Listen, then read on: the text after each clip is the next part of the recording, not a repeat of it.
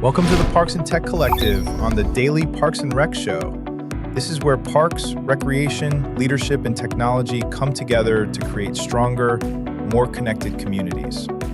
Hosted by Ali Sabra, live every first Monday at 1:30 p.m. Eastern Standard Time, and proudly sponsored by Amelia. We're excited to bring you inspiring conversations with the leaders, innovators, and change makers who are transforming the parks and recreation industry.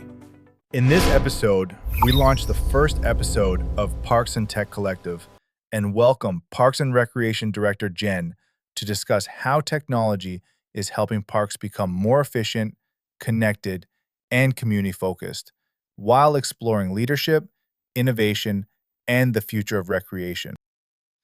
All right, we are live, guys. Welcome to the Parks and Tech Collective. I'm going to be helping to host this show as it's our first show with our super talented host, Ali. He's going to be running it, and we have a special guest, Jen, who's a Parks and Rec director. And then now this show is going to be focused a lot on technology and Parks and Rec, mainly focusing on software, but also just about, what she faces as a Parks and Rec director. So we have some really cool questions lined up. But before we get started, I did want to kind of highlight all the other shows that are coming on. So this is one of our, this is obviously the first show for the Parks and Tech Collective, but we also have another new show that's coming on the first and third Wednesdays at 3 p.m. time slot. And it's about arts in parks and recreation with very talented host, Beatrice out of Southern California. She's a professional ballerina that's found a way to offer her art form in Parks and Rec that includes everybody to be able to attend her classes. All right, so the typical rundown is before this show was the leadership series. That's actually our first show and the show that I still host, where we find Parks and Rec leaders and share the wisdom that they've attained over an entire career. And so that runs Monday through Thursday, 12 p.m. Eastern time. And then on Fridays, with the help of Jonathan Skinner, soon to be retired from Parks and Recreation, if that's even possible. I know Parks and Rec professionals have the hardest time retiring. They'll threaten retirement for years, but never accomplish it. I think that just speaks to how awesome this industry is to work in.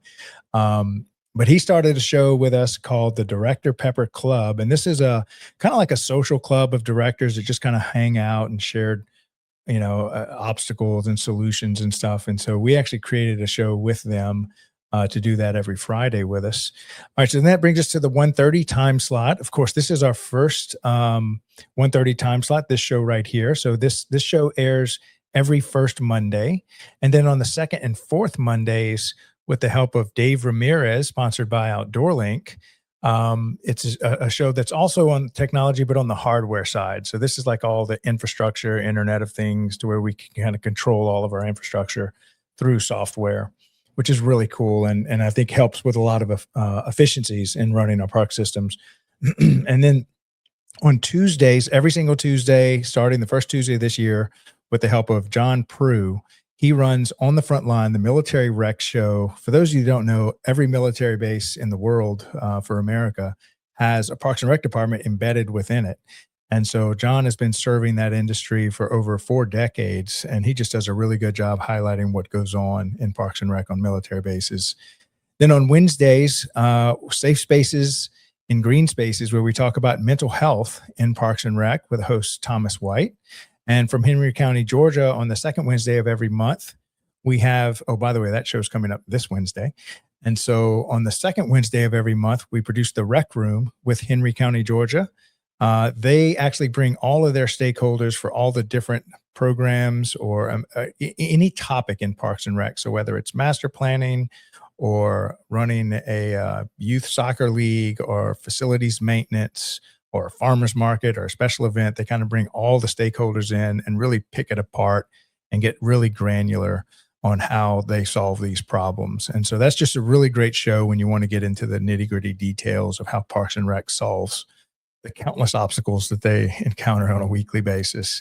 Then on Thursday, we talk about rec sports, all-inclusive rec sports for the entire community.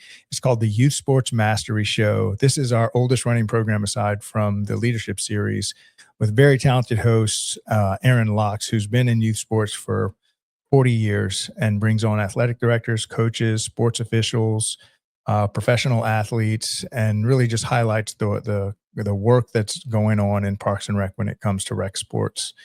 Then our only evening show at 5 p.m. is the Young Professionals Network. And when I say young professionals, if you're a college student that's studying to be in this industry, if you're a professor that teaches those classes at the university level, if you're your first 1 to 5 years in Parks and Rec, or if you're have a strong internship program and would like to highlight some of your interns and how you run your internship program, that shows for you.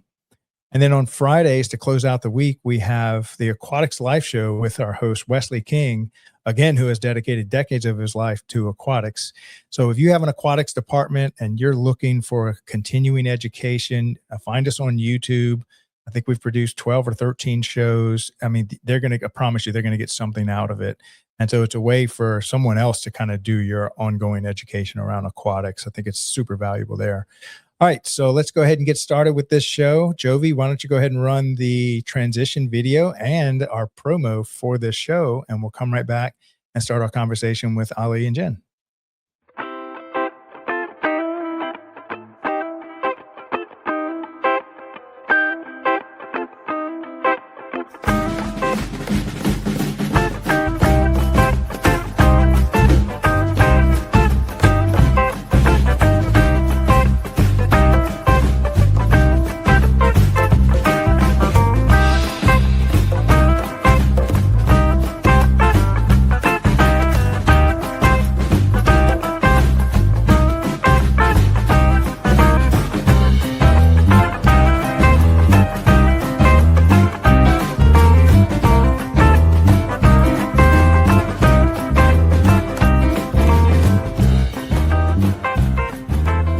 Technology isn't just changing devices, it's changing communities. It's changing how we connect, how we lead, and how we create experiences that bring people together. Because today's parks and recreation industry isn't only about fields, facilities, and programs. It's about innovation, smart systems, digital experiences, and the people transforming ideas into impact. Behind every thriving community, there are leaders embracing change. As technology evolves, parks and recreation professionals are discovering new ways to create safer spaces, stronger connections, and better experiences for everyone. This is where conversations meet innovation, where ideas become action, where parks and technology come together. Welcome to Parks and Tech Collective, streaming on DPRS Media Network.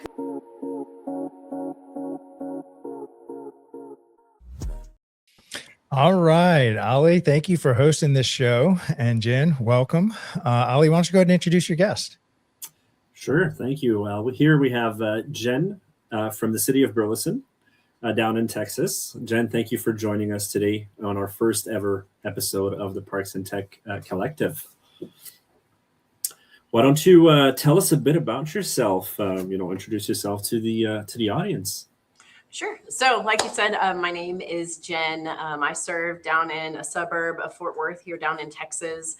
A little bit about me as a human. I'm currently in the season of momming 4 kiddos. So when I'm not doing Parks and Rec as the director, I'm in our park system as a mom, enjoying everything that we do. Outside of that, if I'm out of responsibilities for the moment, I am outdoors hiking, I'm traveling, I'm always eating new foods. I'm just spending time in nature with my family, but I'm an outdoors enthusiast in general, and I'm happy to be here today talking about some technology. Yeah, having 4 kids is kind of like running your own mini Parks and Rec department in your house. Yeah, I don't know which prepared for which, right? Right. They both complement each other for sure. They do. Yeah. Awesome. Well, thank you for that. And I'm really curious, how long have you been in the Parks and Rec industry? Sure. I've been doing this for about 15 years. I've been here in Burleson for almost 6. In August, it'll be 6 years as the director here. Specifically in Burleson, we've got our park system. We've got a farm and art center. We've got golf courses, cemeteries. And then our recreation division, our rec center, our aquatics, our athletic complexes. We're almost done with the bidding on a nature preserve. So we're adding some new and cool stuff.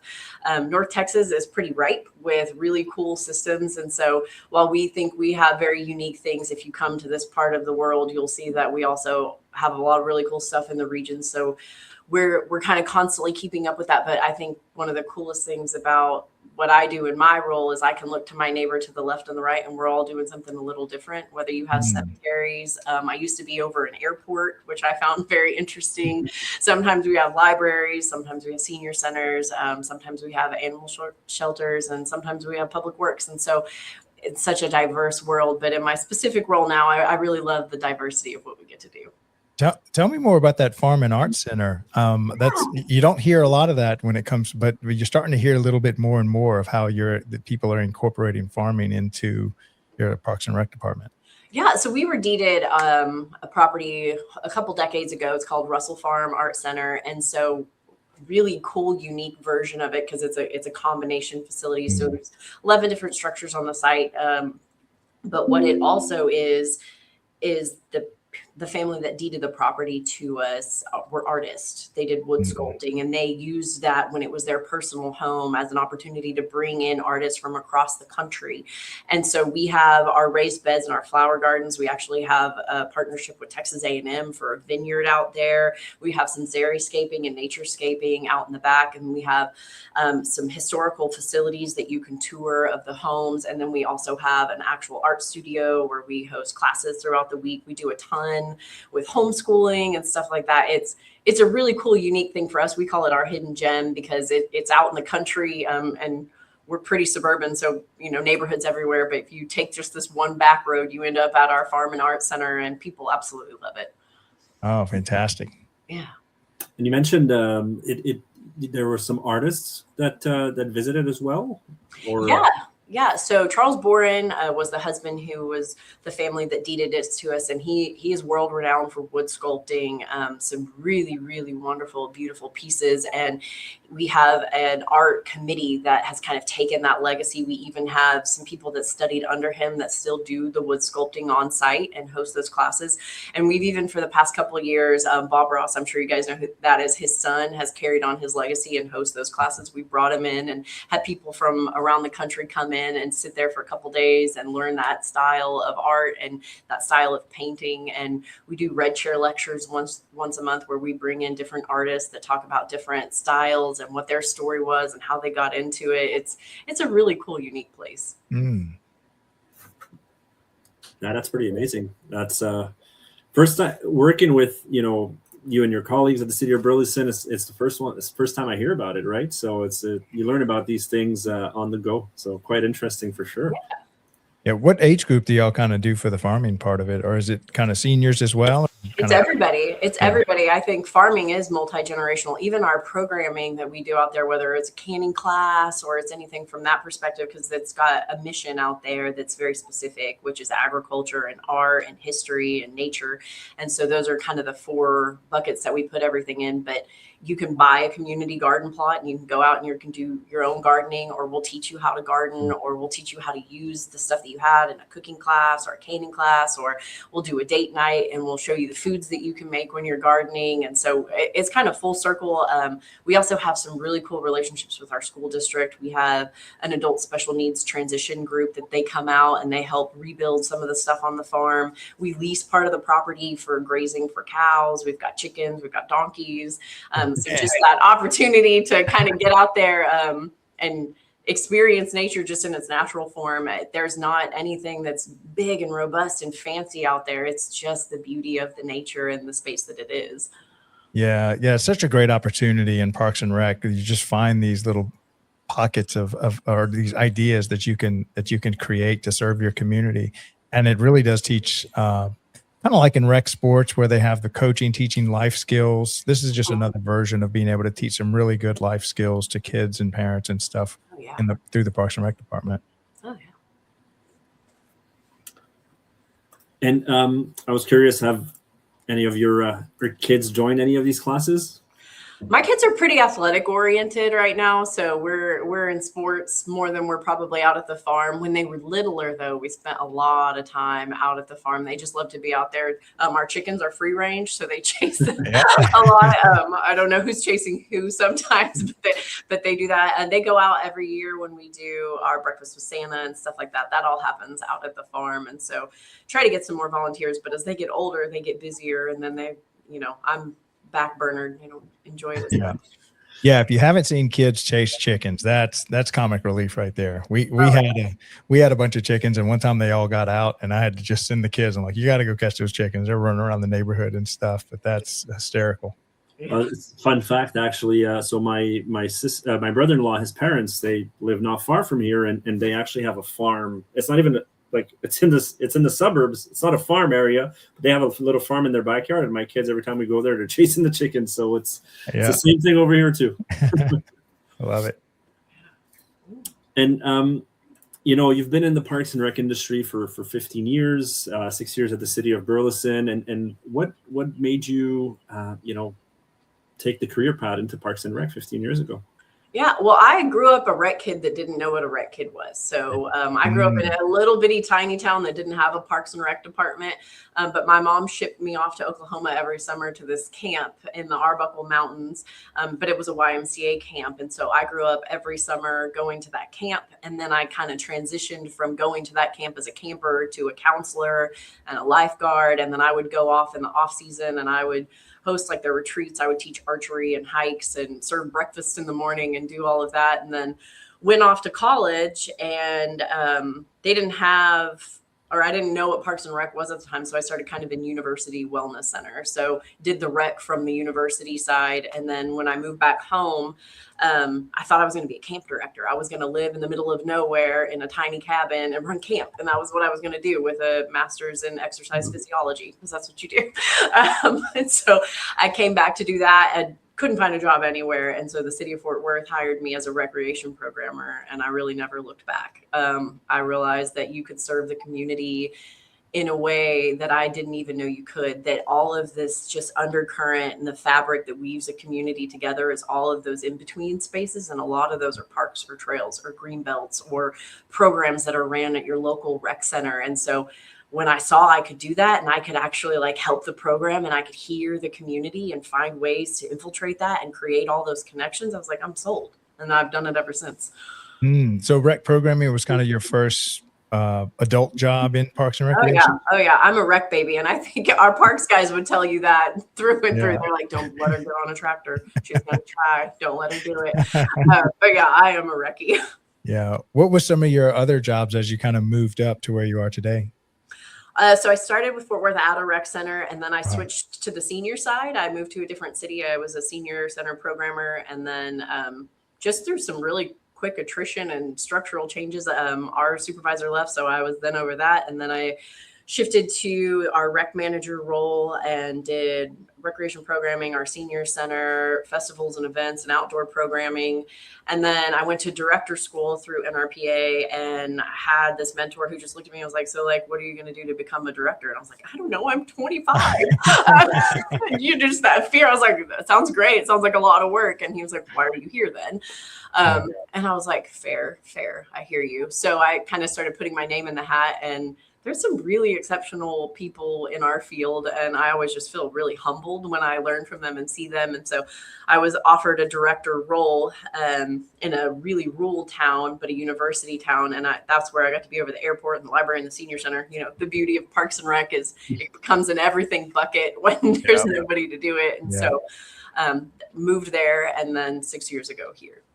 Jen, could you speak a little more about senior centers and how that's important to a community? Because I think it's a topic that I probably need to do a better job of creating content around.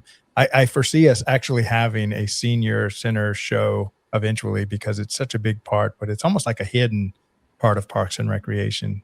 It is. And I would think it depends on the community. Very, very unique. Everybody does it different. But I think senior centers, isolation, I'll back it up. isolation is one of the scariest things I think that you can do as a human being. And as we get older and we lose community and we step away from our families, but hopefully we're able-bodied enough to not be in a retirement home. Senior centers were really created just as a community fellowship space originally, right? Place to go play cards and bingo. And then it's evolved over time as a holistic recreation facility. There's fitness facilities, there's aquatics, there's lounge spaces, there's movie theaters. We hosted a meeting a couple weeks ago at one that had a full bar in it, so that has shifted. And then it's kind of even shifted in a lot of communities to multi-generational, because that is so incredibly impactful and important as you become into this new season of life and you're a senior and you don't want to be called a senior, especially as our health gets better and our wellness rituals get better. You're like, I'm able-bodied. I don't want to go just sit and play Mahjong. While I do want to play Mahjong, I also want to be part of a hiking group. We would take people on domestic and international multi-week trips, and I could start a whole session on stories that you learn from taking seniors on trips. That programming is very, very unique. And I think, honestly, we could probably mirror that better in the way we do our recreation programming to everybody else, because we are a wholesale entertainment venue, but also we are also wholesale just community. It is a place where you may be the only person they talk to all week, is when they come on Thursday mornings. That's their time to get out of their house and they want to play bingo and win some toilet paper to take home for the week. But it really, really teaches you the impact that you have. But it also, in reverse, I think I learned so much more about life working in that environment than I ever did in any other environment I worked in. It kind of reminds me, I don't know if you remember that show, The Golden Girls, but they were in their 50s, and like today's 50-year-olds look like 30-year-olds today. Yeah. They're just way more active. What are some of the kind of active programs that you offer in the senior centers? Because typically I think of like they only play bingo and they get commodity cheese and that's it, but it's really so much more than that. Oh yeah. Well, I think you've got it in both buckets, right? So our senior center offers a lot of like physical fitness and wellness programming. They Tai Chi, they do like Zumba Gold, they'll do chair yoga, they'll do regular yoga. They have stuff like that. And then at our rec center, we also offer modifications. Pickleball is huge in all, and it crosses every age and demographic. I know a lot of new facilities that are being built. They're built with that. Line dancing classes. There's so much that they do now that from both a physical and mental wellness standpoint, that's not just Mahjong and bingo and, coffee and lunch. Yeah. Fantastic. And I was curious, I know you said you can have a full segment on the senior trips that y'all have organized, because it's one of the first times I hear about it. I work with a lot of organizations that have senior centers, and I'm just curious to know about these senior trips. Where have you taken them? You said internationally as well, and how did that go? Yeah, well, locally, and I can't do it in my current organization. I'm not actually over our senior center here. It's different here. It's under a different bucket, but in the former organizations I've worked in, so we would take them monthly in Texas, you cannot gamble legally. So we take them across the state line to the casinos once a month. And then about once a quarter, we would take them somewhere domestic. So took them to Niagara Falls, took them to Nashville, took them to, I think we did Washington one time. And then once a year, we had one big trip, and I never got to go on those when we were doing them. But they would take them to Europe or Scotland or do a Viking tour cruise ship. And it was just a great way for families to feel comfortable sending their loved ones and then feeling like they weren't just sending them by themselves, because we created the whole itinerary. We made sure everything was kind of sewed up. All the lodging was done. Your packing list was done. All the insurance and waivers and all of that was wrapped up. So yeah, it was great. Man, I can't wait to get old. Right? That sounds like a blast. Maybe I can start joining that stuff right now. Get in early. There you go. Do it now. There you go. Yeah. And you did mention how popular pickleball is, even among seniors and typically all age groups. And we know about the pickleball boom in the last few years as well. And what have you been part of any organization of pickleball? Maybe building courts, pickleball centers, and how is that going? Yeah, so we've added multiple courts to our system here, which is funny because we don't have a lot of sports courts in general. We have one park that's really programmed heavily with sports courts. And we've added it to one other park, and we'll be adding it to a new park that we're building in the next year as phase 2 of that. And then we've restriped our sports courts and our recreation facility to have that as well. We're kind of monitoring it from the public-private standpoint. So what is recreation's responsibility to making sure people have equitable access to our courts versus the chicken and pickles and the dilly dunkers and the private courtside kitchens that are coming in for profit that are doing that. We want to make sure everybody has access to pickleball courts, but those big expensive facilities in Texas specifically, we have a lot of private market coming in to fill those gaps. Oh, interesting.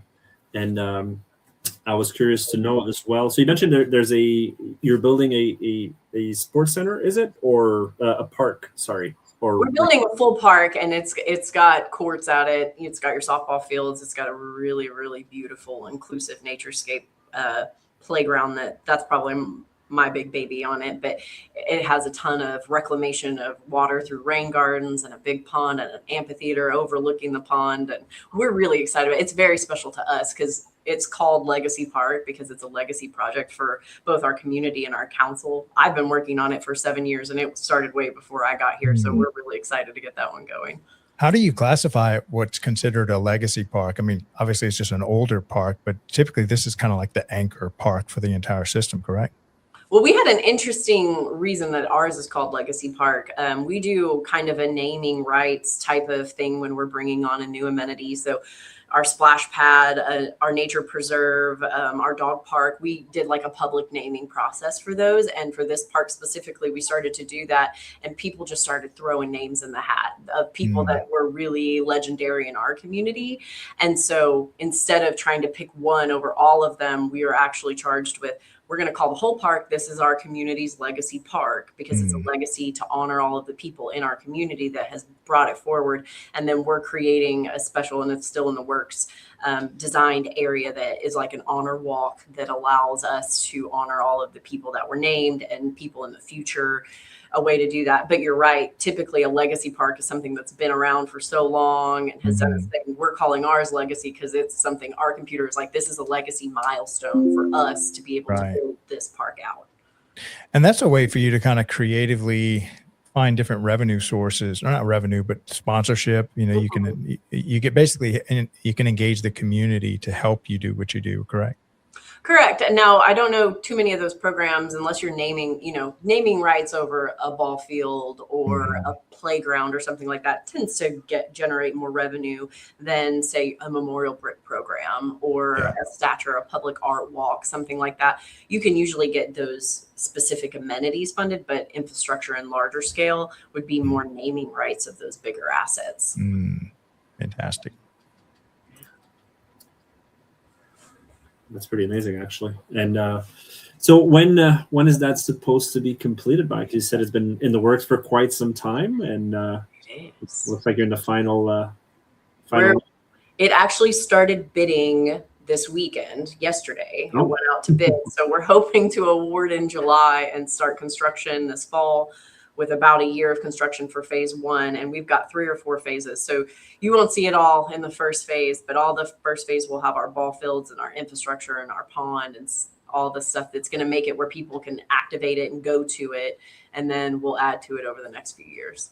Yeah. One thing I love about Parks and Rec is this long-term multi-generational thinking. It's not just like, how do we do stuff in the now, but what are we doing that's going to impact the community for 50 years? It's almost like the shortest time frame is almost a 20, 30, even 50-year time frame that y'all think in.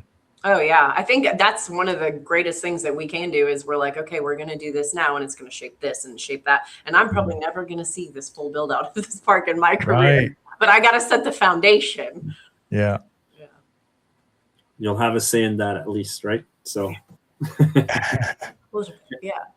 And speaking of community, what could you say has Jen become a specialist within the community?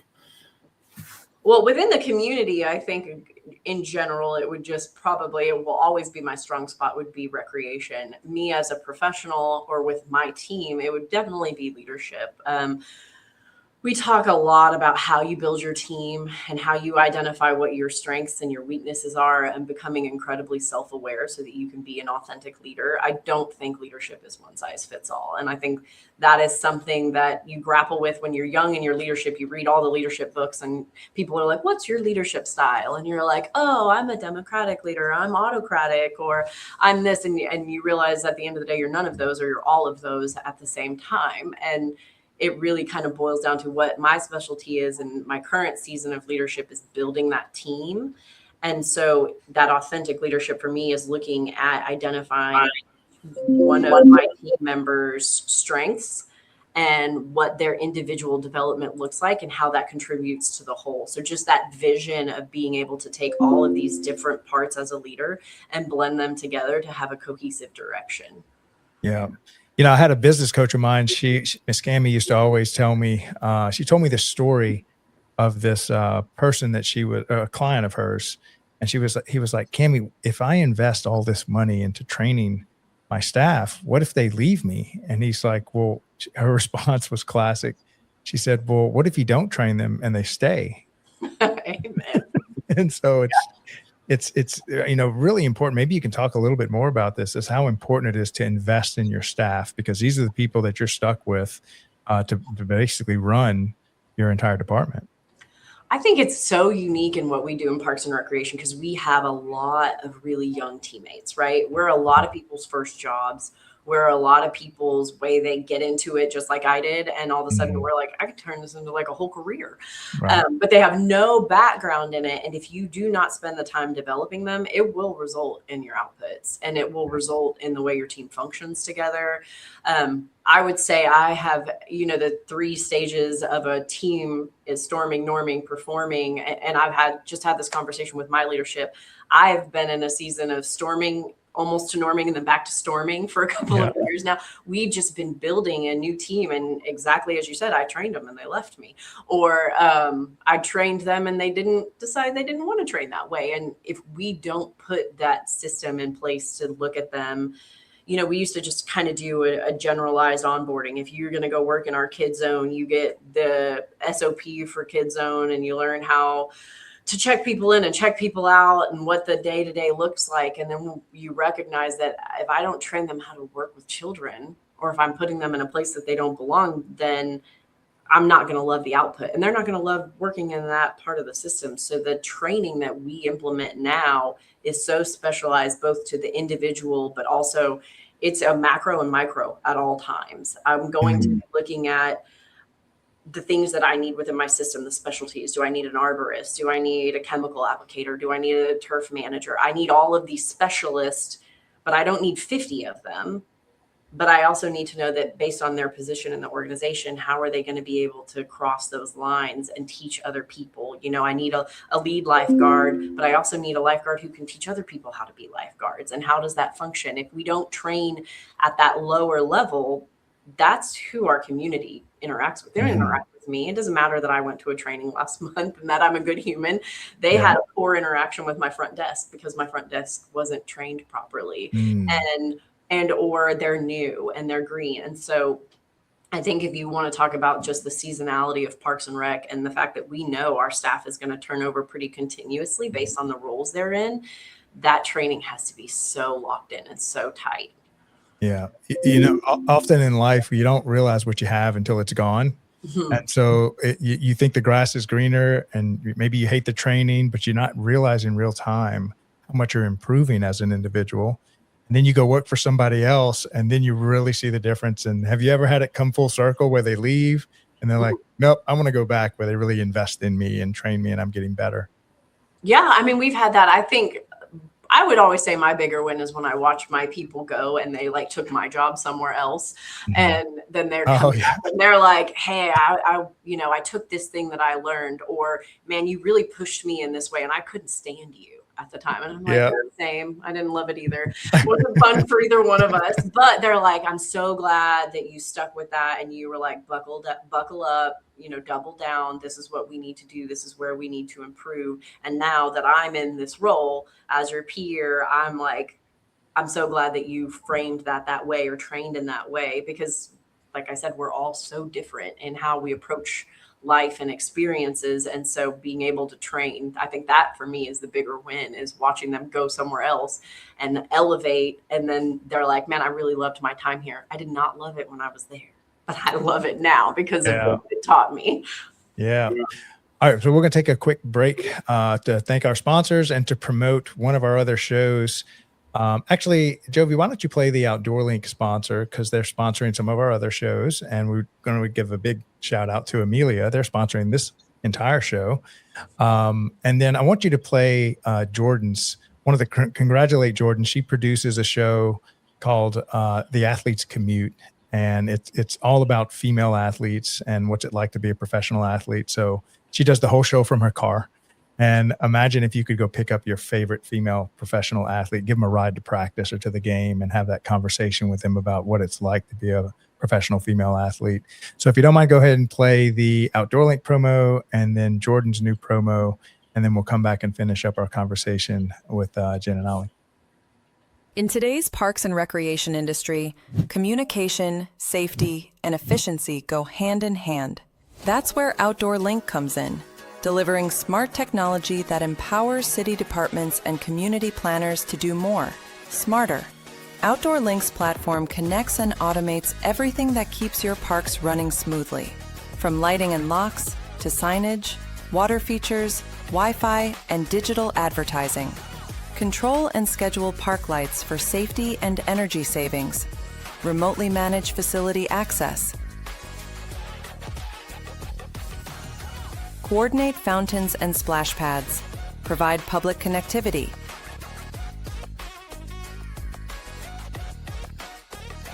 All from one simple, unified platform, giving you real-time control, data, and cost efficiency.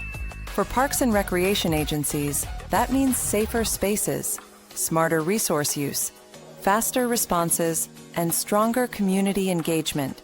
And behind every great park story is great infrastructure. That's why Outdoor Link proudly supports DPRS Media Company, helping the Daily Parks and Rec Show amplify the voices of professionals shaping our communities every day. Outdoor Link, smart, connected solutions for parks, recreation, and beyond. This episode is brought to you by SDSU's Sports MBA program. If you're passionate about sports and want to work in the women's sports industry, then this is the time to pay attention. SDSU's program is 12 months accelerated hands-on learning where students have actually gotten to work with teams like the San Diego Mojo, partnered with the Farmers Insurance Open, and visited headquarters like the Upper Deck or Callaway Golf. It's built for people who want to be in rooms like that. So if you're interested, deadlines are approaching. Learn more or apply with the links in the description. All right. Big shout out to all our sponsors, and especially Amelia for sponsoring this. Make sure we save some questions so that Jen can talk about how she uses that software, because I know that's one of the reasons we wanted to have her on the show. But what's your next question for Jen, Ollie? Yeah, for sure. Well, speaking of Amelia, and I was curious, Jen, you talked about being a parent within the recreation space, growing up also in recreation on your end. I think one of your kids as well is really into sports, as you mentioned, into soccer, if I'm not mistaken, or I could be wrong. So I'm curious to know, like, if you take off your director hat and you put on your parent hat, what features do you love when you're using software as a parent? I love the simplicity. I cannot stand going to someone's recreation software website and having to dig to register for a class or to bog down. And so I think one of the big things I look for is the communication applications. Can I type into Google, I want to go to this class in this town, and their recreation thing pop up. And then if I'm already logged in or a member there, it pops me right up. I can register, one click, and I'm done. I also think the way that it communicates out the confirmations, is it text messages, is it emails, does the email provide the right information? The template of that is so incredibly important as a parent, because our lives just get busier and busier and busier. And the school alone has 7 different apps and platforms that they send information on. I don't want our recreation software as a parent, when I'm putting that hat on, to feel like that, where it's download another thing, download another thing, download another thing. last time they communicated with me this way, this time they're communicating with me that way, or they're asking me to go to social media to get updates. I want that all to be in that communication and the way that it's portrayed to our community so that they're not frustrated or having to call us to finish a process. I also think like we do a lot of rentals as a parent. You know, if I want to do a birthday party somewhere, or I want to be able to go and do all of that online. That is something that we're still working on here, but it is one of those things where I recognize as a parent, I would be so annoyed if I tried to go do that and had to call somebody. And I'm like, this is what I want automation, because I want that automation as much as I can and simplification so that my people can focus on good customer interactions and building that engagement and that relationship. And if my tech works great, then I don't have to make up different reasons for why I still got to do this, or this is still manual and I know this is automated. I want all of that automated as a parent and as a director, so that when I'm having an interaction with somebody, it's not about the tech. It's about, hey, what time can I come in? Or can I decorate with these balloons? Can I use tape? Can I use this? That's what I want as a parent and as a director. Yeah. So essentially what you're looking for as a parent is a one-stop shop, first of all. So you're not having to go to all different places to get the information. So you're going to have a centralized location for all of that. But then also you want it to be user-friendly, that you don't need to be some technical expert to be able to sign your child up for after-school care. Yeah. I always say, like, our recreation software should not be a green screen where I'm having to like type in code to get to the screen. Right. Right. Yeah, you want to be kind of like Amazon. They make it so easy to buy stuff. They're even recommending to you, hey, you bought this last time. Exactly. And I think you can kind of have that same functionality as summer camp's coming up. We noticed you registered last year. Would you like to sign your kid up this year? So it's kind of doing some of the work for you as a parent versus having to search and dig. Yeah, absolutely. Yeah. Yeah, you brought up some very, very interesting points as well. And it's just the simplicity as a parent. You know, you want to go about your day and you just want a one-stop shop, find the right activity or the right program or the right rental on occasion, if it's for a special one, that is, and just, go process the transaction, get the confirmation, you're good to go, get the reminder on the app, and just a one-stop shop so you don't have to go in different, in your email or your text messages or anything like that. Mm-hmm. So it's something us as, customer success managers, I can speak for myself and my colleagues. It's something that we work with organizations to try to push as well. It's what we call the self-serve, is that to increase that self-serve so that your patrons can, do everything on their own so that your own employees can focus on the more important aspect, the customer service that is, or, the customer satisfaction, right? So especially when they come in and things like that. So you appreciate the points you brought up, because it's something we're also trying to push as an organization to increase that self-serve to make it more easier for the patrons. So I'm glad you put your parent hat on for a second, and also you kind of gave us a bit of the director hat too, because you're talking about what your employees should focus on. So we appreciate that example there. And so let's just say, you mentioned a lot of positive aspects, and what is one thing you can say, before you discovered, what were some of the challenges you were facing, either as a parent beforehand or as a director? Which hat do you want to put on? I'll put my director hat on. I think recreation software transitions are a bear to begin with. But the big thing is, it goes back to the people part of it, is people get really comfortable in their systems and the way that they're functioning. And even if it's 87 steps too long, they know how to do it and they're comfortable with doing it. And so the change management, and this is bigger than just our recreation software, is I know how to do this. And if you make me do that, I don't know how to do that. And that fear of the unknown and that change management is a huge thing that we have experienced. And I'm sure every Parks and Rec department on the planet is doing right now, is taking this manual process and automating it or adding technology to it. At first feels like you're making it more work. And people have to learn new ways of doing things, or maybe their old system reported out this way and they want it to only give me these data points, and the new report gives me these data points, but also those. And I don't really want those because right now I don't need them. And then in the future, all of a sudden they need that. And they're like, oh, I have a report for that. But one of the big things with that is just really understanding why this change is coming and bringing our people along with it in those technology transitions. In addition to a rec software transition, it's our lighting and our lighting on our ball fields, or our smart technology in our irrigation systems, or we piloted autonomous mowers in one of our sports complexes this year, or being able to line our fields automatically with that. There's technology, the change management of all of that in its totality can be very overwhelming. Even just our work order system being on iPads now, where our guys are in the field and they're reporting it, and then we haven't rolled that out across our whole system. And so these people have great data points, these people don't. And how to bring that up to speed when someone asks a question. I can answer this one really well, and this one I'm pulling up a spreadsheet.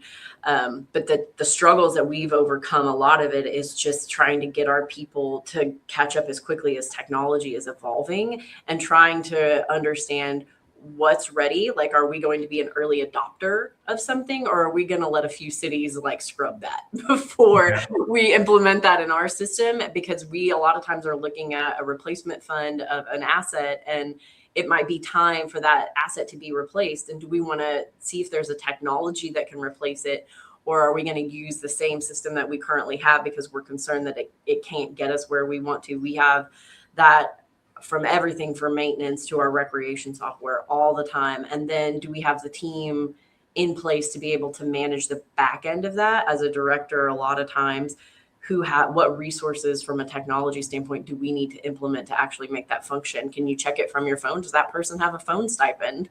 And there's so many layers behind just, let's roll out this new piece of technology that's so much more comprehensive than we think on the front end, when we're like, it's time to replace this contract, let's do something new and cool. And then you learn on the back end there was 5,000 steps you didn't anticipate. Yeah. And I think at the base layer, it's really about efficiency gains. Mm-hmm. So you still have to try to deliver the same products and services that the Parks and Rec has been delivering for 100 years. But is there a more efficient way to do it with less man hours? And yes, you might have to learn a new system, but your new system is going to run way more efficiently than the old, paper and pen and phone call and all that we have been operating in for so long. How do you kind of manage that change? A lot of really honest conversations.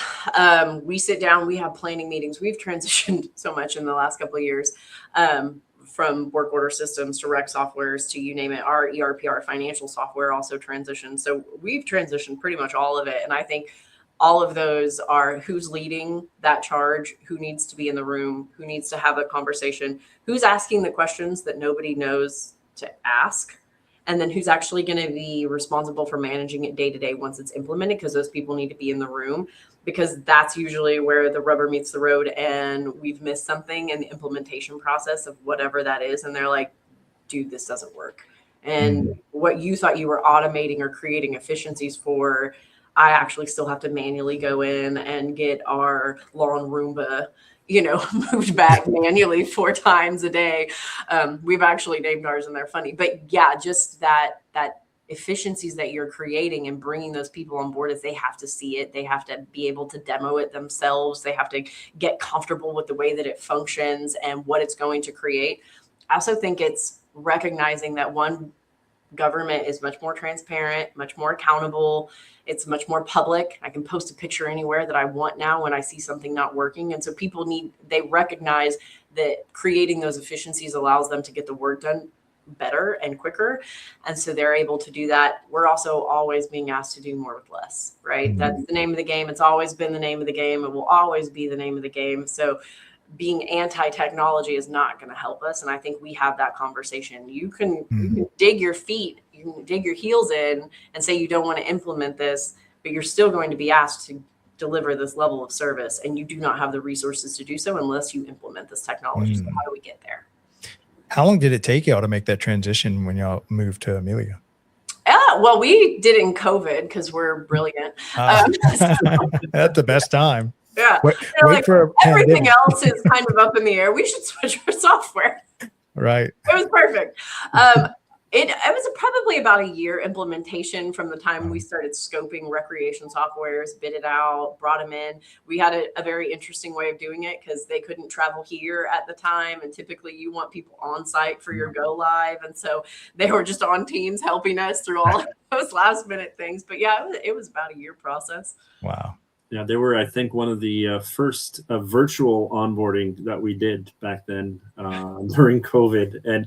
But from what I heard, and there was a couple organizations that went through that as well, is that once you do the onboarding through COVID and everying that was happening, I think you can overcome anything, right? So it kind of built that experience and from the other feedback that I've gotten. But yeah, it was. I heard it was an interesting one. It was a bit before my time.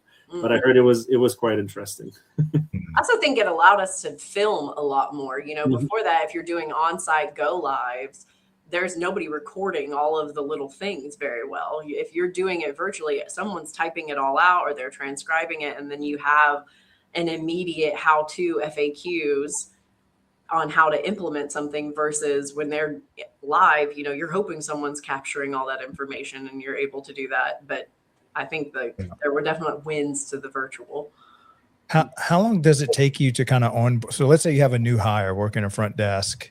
How long does it take you to onboard them to your current process versus how long it took you for the old one? Oh, well, I had just started when we started this transition. So I don't know what life was like pre-COVID in this community. So I don't know what their onboarding looked like before that. But I think the biggest transition to us when we switched from our old software to Amelia was the amount of processing that happened online, the self-serve that Ollie was talking about. It took us a long time to teach our people initially, our staff at the time, how to do all those automations. And then we transitioned from like 30% online sales to like 70 to 80%. So that transition was massive for us because it helped with so much automation, but it also meant we had super users that had to really know that system in and out to be able to create good experiences. It also lessened the onboarding time for our front desk people because they didn't have to know everything about everything. They could look it up in the system. No, that's quite interesting. We do have a question that came in from the audience, and it kind of touches a bit more about the technology side of things. So I'm going to read it out to you here. So, have you ever had a situation where technology actually improved the human side of your work, not just the efficiency side? Yeah, I think that it's that self-serve, I think, is huge.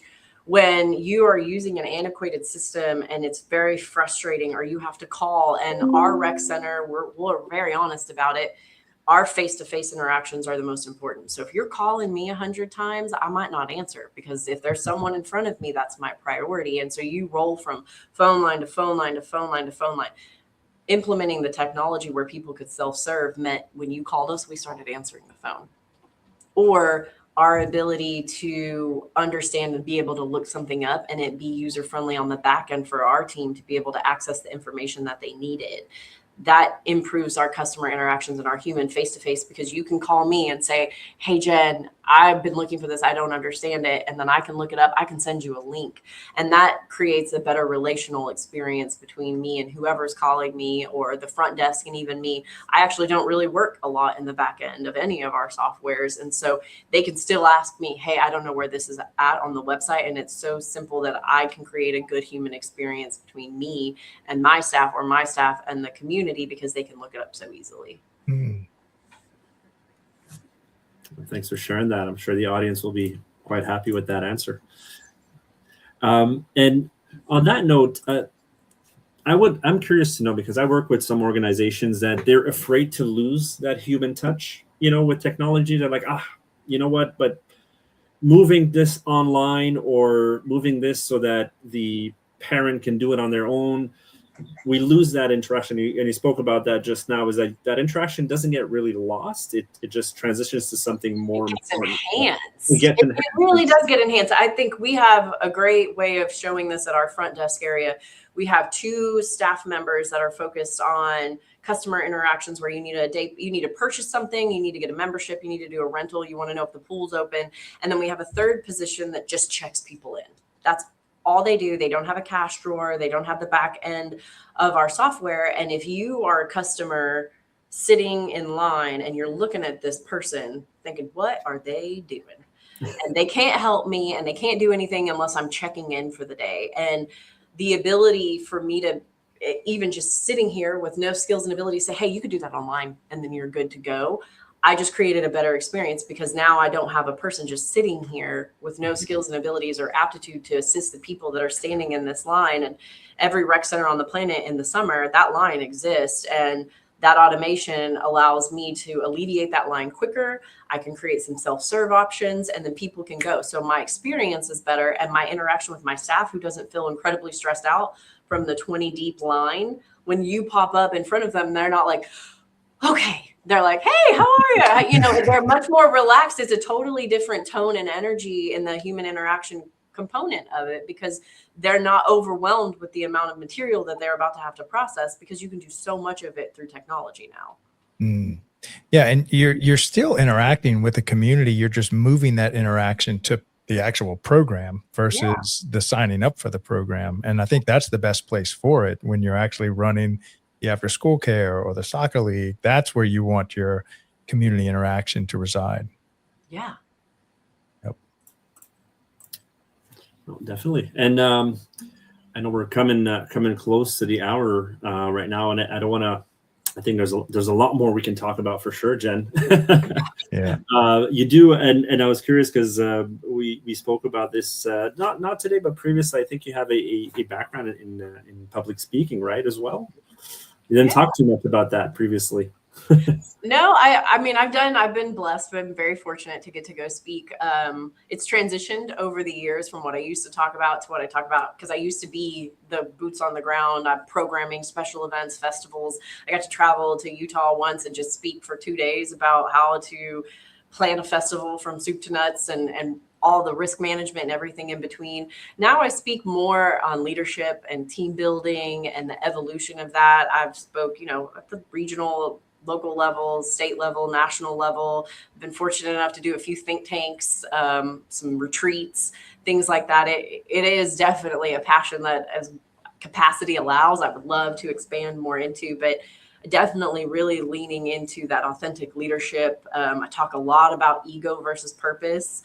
I think we get lost a lot in government and we think that we're living in our purpose when we're living in our ego. And sometimes that ego can overshadow our ability to make sure that we're being a purpose-driven organization and kind of giving you those tools in your toolkit to ask yourself some questions and make sure that you're staying purpose-driven and how you're leading. So a lot of conversations about that, or even just change management. Strategic planning is something that is a skill I have honed, but it's not my favorite thing to do. So I talk a lot about there are parts of leadership that aren't going to be your sweet spot or your passion, and how do you thrive even in that? That's something I think as a leader, a lot of people are like, well, that's not how I lead, or that's not my focus. Well, it's still part of your job. So how do you hone those skills, or how do you build a team around you where you have that skill set in place, that strategy behind that? Talk a lot about that. I need to have you on the leadership series to cover that because those are great topics. I actually, one of the traditions we have on our shows is our previous guests left you a question. Oh, and then you'll have to think of a question you would like to leave our next guest. yeah. But this one comes from Sevi Go. She's out in Southern California. Yeah. You know Sevi? Oh, Yeah. I had a great show with him about an hour ago. Okay. And our whole show was around the politics and how, every director has a politician as a boss eventually. Yeah. And so his question for you is maybe share an example of how you were dealing with political pushback when the politicians want to start looking for cost savings and they looked at Parks and Recreation. And then what do you kind of tell them? Say, whoa, let's pump the brakes on this a little bit. This is the value we give to our community and the revenue we bring in. Have you ever been in that situation where you're kind of having to defend Parks and Recreation to the political community? I think we live in that. I think in government in general, we all live in that. Great question. Although I feel like you set me up, so I'll send an email after this. But no, I think politics is part of the game. And I have always said that my values are always going to stay and remain regardless of any political pushback or influence. And I believe in what we do. And so when those questions come to me, I'm always going to give you the outcome of your decision. If you want to do that, that's your purview. That is your responsibility. You are the policymaker. It's my job to show you all of the ins and outs and the pros and cons of that. And if I give you all of that and you still want to make this decision, then that's fine. Go in with both eyes open. I don't ever want to put you in a position as a political elected official where you feel like I caught you flat-footed and I didn't give you all of the information that you needed to make an educated decision. So I'm going to sit with you and I'm going to go through every data point of that decision. And so if you want to cut this service or you want to roll this back or you want to transition this amenity to third-party management, this is the pros and cons of it. This is where it's going to show great on a bottom line sheet for revenue. It's going to look great. This is how the community is going to potentially feel about it. And you get to sit where you want to sit. At the end of the day, it's my job to steward what you have given me. And it's my responsibility to make sure that you're educated on both sides of it. So in that, there's no ego, right? This is me showing you, this is the potential impacts. And sometimes in Parks and Rec, it can be an emotional impact. But the court of public opinion is very real in what we do. And I've won that game and I've lost that game. And never does it feel good, right? When you get caught with, well, this is how I felt about that. I can't argue that. I can give you data to support or go against it, but I can't change the way that made you feel in that moment. And so as a political official or an elected official that's trying to govern a community and do it well, my job as the director is to give you as much information as I can and a recommendation that's going to move the community forward. And sometimes that might mean pulling something back. I mean, I think that's our job as directors now is this sustainable? If you want to implement this change, can I sustain it? Because that's cool, but I cannot sustain that. And vice versa. If you want to pull this back, that's fine. It's going to build this over here. But when I build this over here, there's going to be a fallout. Yeah. And so as long as you're aware of it, that's your decision to make. Yeah. Yeah. And oftentimes the blowback doesn't reveal itself till after you've canceled the program to save money. And then all of a sudden you have all these grandmas and kids moms showing up with pitchforks. We're really honest with our boards and our commissions and our council members on that, though. Like, we just want you to know there is potential. I don't know what they're going to say, but they're not going to come for me. They're going to come for you. Right. So this is what's going to happen. Yeah. What question would you like to leave for our next guest? Oh, I think it's something, as I was thinking through this, and this is Parks and Tech, one of the biggest changes for whoever you're going to have as a guest is when to pull the trigger on technology. That is something that I think is really nuanced in a lot of our systems. Like when do you push for the implementation of that technology versus when do you hold back, and how are you making those technology related decisions, whether it's AI, whether it's autonomous things, whether it's whole new systems or softwares. How are you as a director making the decision? Are you even having that technology component as part of your planning and strategy? Fantastic. Oh, that's a great question. I'll tell Sevi about his question he left for you. I think Jen's going to reach out to him directly. Yeah. Right. Find his email. No. Yeah, he's a great guy. Yeah. Well, Jen, thank you so much for coming on the show today. Ali, awesome job for hosting your first show. Congrats. Yeah. Co-hosting, I would say. That's right. I love this topic because this is, I mean, like Jen alluded to, there's really no way around not taking on these massive efficiency gains that can be gained through software and hardware and robotics and you name it. And so you just soon rip the Band-Aid off and get going and maybe not wait for the pandemic to show up for you to do it. Sometimes that's just how it rolls. Yeah. Well, thank y'all so much for coming on the show today. Really appreciate all the hard work that you're doing over there, Jen. And I'll reach out to you. I'd love to have you to talk about some of those other topics that you talked on that you weren't able to go deep on, because I think those are critical topics that need to be shared with the rest of the country. Absolutely. Thank you guys so much. Thanks again, Jen. Thanks for joining us. Y'all have an awesome day. Thanks, guys. Bye. It's not just water. It's responsibility. It's leadership. It's not just drowning prevention or water safety. It's life. And every day, aquatics professionals make decisions that save lives. Because aquatics is more than swim lessons. It's community, it's creativity, it's impact. For over 30 years, aquatics hasn't just been my profession, it's been my life. I've seen the challenges, the pressure, the grind, but I've also seen the power of great leadership and what happens when communities come together. This is where education meets entertainment, where real conversations happen, where aquatics professionals come together to learn, lead, and grow. Because aquatics should bring people together. This is Aquatics Life, streaming on DPRS Media Network. In the parks and recreation industry, attention is limited, but influence is everything.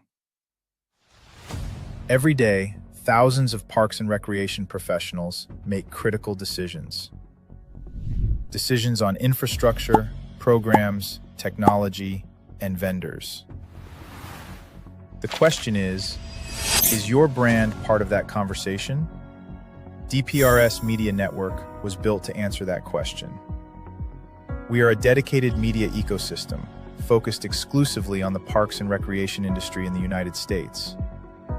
Through a network of daily and weekly shows, we inform, connect, and influence this audience. Our distribution spans multiple platforms: LinkedIn, Facebook, YouTube, X, Instagram, plus email campaigns, newsletters, podcasts, and live event coverage. This is not a single-channel strategy. It is a multi-platform media engine. Today, our network reaches over 214,000 connections, including 51,000 on LinkedIn, 64,000 on Facebook, nearly 40,000 email subscribers, and thousands more across podcast and social platforms. While some audiences overlap, our true value is not just reach, it is relevance. We speak directly to parks and recreation directors, program managers, and industry leaders, an audience that is highly targeted and actively engaged. Through DPRS Media Network, your brand integrates seamlessly into this ecosystem. Through sponsored show segments, targeted advertisement placements, podcast features, and host-read promotions, even custom-branded content. Not as interruptions, but as part of the conversation. And we don't just operate online. We attend over 15 major parks and recreation conventions each year, reaching more than 24,000 professionals in person. Through live shows, interviews, and on-site media coverage, we position our partners at the center of the industry. Every piece of content we produce is amplified across our entire network. Multiple shows, multiple hosts, multiple platforms. Your message doesn't appear once, it multiplies. This is more than advertising. It is strategic positioning within a trusted media network built specifically for the parks and recreation industry.